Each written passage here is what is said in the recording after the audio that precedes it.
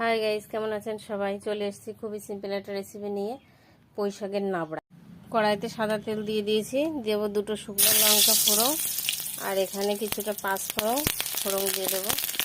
ফোড়নটা ভাজা হয়ে গেছে, দিয়ে দেবো কেটে রাখা আলু আর দিয়ে দেবো কেটে রাখা পুঁই শাকগুলো, দিয়ে দেবো চিড়ে রাখা কাঁচা লঙ্কা, দিয়ে দেবো পরিমাণ মতন লবণ, আর দিয়ে দেবো হলুদ 1 চামচ, কিছুটা বেগুন দিয়ে এইভাবে নেড়ে চেড়ে নিয়ে এবার আমি ঢাকা দিয়ে দেবো 2 থেকে 3 মিনিটের মতো। সামান্য একটু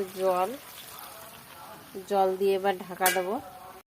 এখন আমি এই পর্যায়ে দিয়ে দেবো কিছুটা চিনি, একটু মিষ্টি দিতে হয় নাবড়াই মিষ্টি না দিলে আবার খেতে ভালো লাগে না। পুরো মশলাটা দিয়ে দেবো, ধনে জিরে আর মৌরি গুঁড়ো করা ছিল আগের থেকেই, সেই গুঁড়োটা দিয়ে দিলাম। সব জায়গায় মিশিয়ে নেব।